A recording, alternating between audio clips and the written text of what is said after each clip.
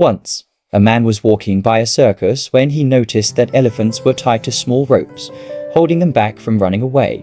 He was confused, as the elephants could easily break free if they wanted. Curious, he asked a trainer why they didn't escape. The trainer explained, "When they're young, we use the same small rope to tie them. At that age, it's enough to hold them. As they grow, they're conditioned to believe the rope is still too strong. So, they never try to break free."